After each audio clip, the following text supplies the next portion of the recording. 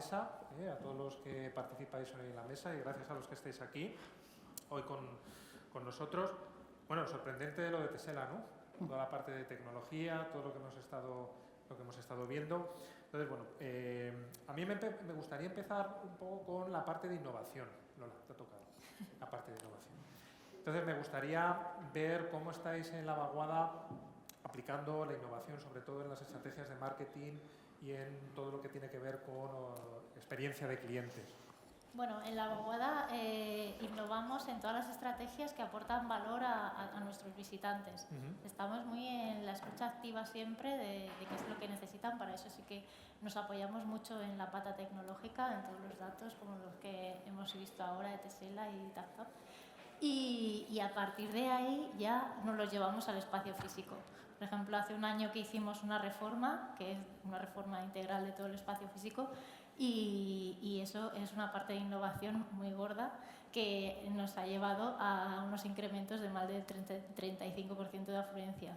Entonces, hay que innovar toda esa parte y luego también toda la parte de emociones. Por ejemplo, otras cosas que hemos hecho en la vaguada, que son el espacio y Lego, que solemos hacer en Navidad. Y ahí pues tiramos mucho de esa pata tecnológica para ver qué nos demandan en ese momento y de ahí ya desarrollar esas soluciones. Bueno, pues una experiencia increíble. Y otra de las cosas que hemos visto es la importancia de la IA, ¿no? La IA generativa, la IA agentiva, los 2000 tipos de IA que nos podemos encontrar. A Isabel, vosotros cómo estáis afrontando todo el tema del uso de la IA en vuestro negocio, en vuestro día a día. Pues Asset Makers parte con el concepto de la IA, de simplificar la vida. Nosotros, en nuestro caso, la IA simplifica la vida de las personas y Asset Makers parte de gente que es experta en medios, experta en publicidad, experta en retail, experta en tecnología y nace como una plataforma para dar solución a los retailers. Y nos nutrimos de la IA para desde nuestra plataforma dar esas soluciones a esos retos de los retailers. Te pongo ejemplos, pues desde las activaciones en Google, en Meta, en TikTok, son un quebradero de cabeza para las agencias de medios, para los traders, para toda la gente que se dedica al mundo de la publicidad. Y precisamente nuestra plataforma lo que hace es eso, es utilizar a través de la IA, a través de una IA que tenemos integrada dentro de nuestra plataforma, simplificar todas esas activaciones que se hacen en los distintos canales, que se emplea muchísimo tiempo en esas activaciones y poder hacerlas desde una única solución. Esa es una de las áreas. Otra de las áreas, pues desde el tema de las audiencias. Al final, los retailers se encuentran con una serie de tener que utilizar distintas activaciones de data en distintos canales. Todo se unifica desde la misma plataforma. Y luego el dar solución a los presupuestos. Tienen que activar pues, presupuestos locales, presupuestos globales. Todo esto lo simplificamos desde nuestra plataforma y al mismo tiempo que los dashboards. El dashboard, pues es otro quebradero de cabeza, el tener que extraer data, información, insights de las distintas plataformas y lo que hacemos nosotros desde Asset Maker es unificarlo. Por lo tanto, se puede decir que nosotros empleamos la IA en todas nuestras áreas, en todos los módulos que componen nuestra herramienta. Muy interesante. Y claro, esto de la IA, igual que tiene muchos beneficios, también genera como mucha suspicacia, ¿no?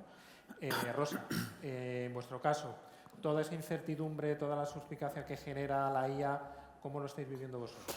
A ver, primero hay como unos miedos generalistas, ¿no? En plan, me va a sustituir, aparte luego, bueno, pues significa grandes costes para las empresas, ¿no? Y luego, esta mañana es que es lo que decía Dimas cuando hemos iniciado en el auditorio. O sea, realmente todo el mundo le gusta mucho la inteligencia artificial, algunos incluso son expertos, pero en realidad yo creo que no sabemos, o sea, nadie entiende realmente lo que es la IA. O sea, al final te puede gustar, todo el mundo utiliza ChatGPT, pero es algo tan importante y tan novedoso que al final es desconocimiento, ¿no? Y luego en mi sector en concreto, que bueno, yo trabajo en el mundo de la moda, o sea, al final hay un miedo a perder la identidad de marca, ¿no? Porque al final la marca se basa en unos valores y en los departamentos de diseño y de compras, que es donde surge un poco todo. Al final nosotros desconfiamos de que una herramienta basada en algoritmos pueda hacer algo que nosotros, que al final parte de una estética, ¿no? y de una creatividad que pues como que no nos acabamos de terminar de fiar, ¿no? Y luego, además, lo de la marca también pierde mucho la identidad. Si tú le das prompts a la inteligencia artificial, al final ellos no saben cuál es tu marca, ni en qué valores se basa, ni tus históricos, ni el heritage. Entonces, hay una pérdida de identidad que yo creo que también es un miedo que tenemos de, oye, si todas las marcas hacemos lo mismo, si nos dan todas la misma información, perdemos un poco nuestra esencia, ¿no? Esencia, ¿no? Sí, efectivamente. Y Álvaro, en TapTap, ¿cómo afrontáis todo el tema de activación, análisis con la IA? ¿Cómo lo estáis afrontando vosotros? Bueno, pues después de la ponencia de Ari y Javi, pues ahora yo lo tengo fácil. De hecho, decía Javi que estaba contento, ¿no? Pero es verdad que nosotros, una de las cosas importantes, que lo ha contado Javi antes, era el tema de buscar la eficiencia y la eficacia en los planes de medios, ¿no? Habéis visto el caso de Ariana, aunque justo se ha centrado por el tiempo, podríamos haber estado 3 horas aquí enseñando la plataforma, pero nosotros venimos de esta evolución del tema geoespacial desde hace tiempo, ¿no? Y a medida que vamos teniendo más fuentes de datos y más datos, hacer una planificación de medios basada en geo, pues a lo mejor suponía a veces 2 días de trabajo, 3 días de trabajo, ¿no? Habéis visto ahora que con un prompt, en un momento, conjugas más de 1000 variables propias, no propias, ¿no? Integrar datos del cliente. Es alucinante lo que la inteligencia artificial es capaz de hacer en ese tipo de aspectos, tanto como que puedes meterle.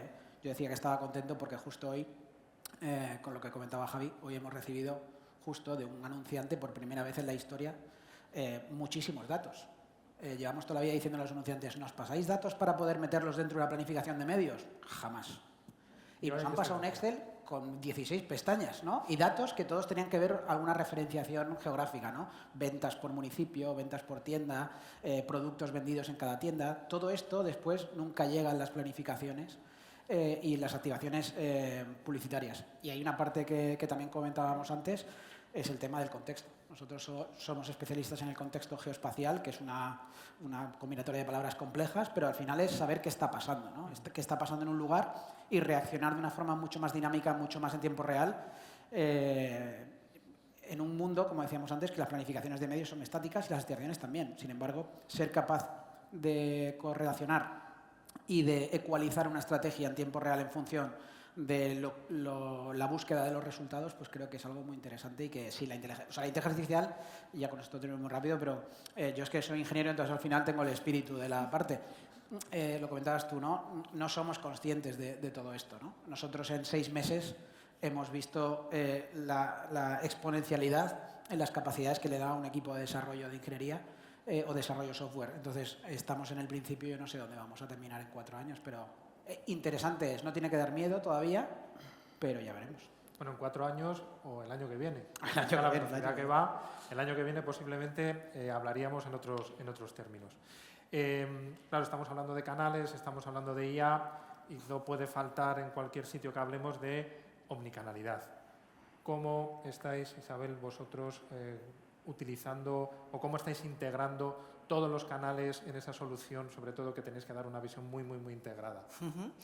Pues precisamente la estrategia de omnicanalidad es uno de los retos, de los principales retos que nosotros solucionamos para los retailers. Nosotros recogemos tanto datos que proceden pues, de ERPs, de los CRM, de cualquier punto de contacto que tenga una marca, un retailer con su consumidor.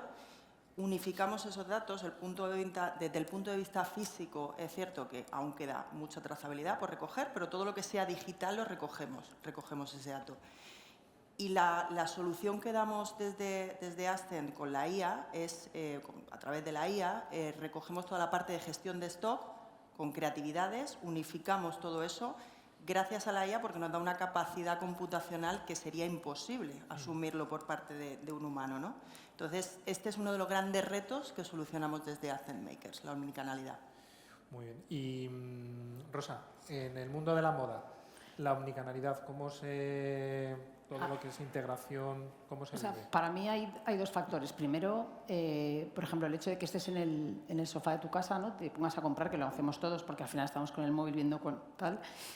Lo que pasa es que luego, ¿y cómo lo devuelves? ¿No? Pues la oportunidad de volver a la tienda, devolverlo allí, que en la tienda te gastes dinero, bueno, en otra cosa, que al final acabes consumiendo. Que el journey tanto digital, es que al final no es una cuestión de tener muchos canales, sino que entre ellos tengan una consistencia, una coherencia, y que al final, bueno, pues aboguen por la personalización, ¿no? Y que hagan que el viaje del consumidor sea parecido y el mismo, y además que se respira la misma marca, la misma comunicación y el mismo, bueno, pues el mismo sentimiento que sentimos cuando compramos algo, que lo tengas en todos los canales, ¿no? Eso un poco con respecto al mundo de la moda.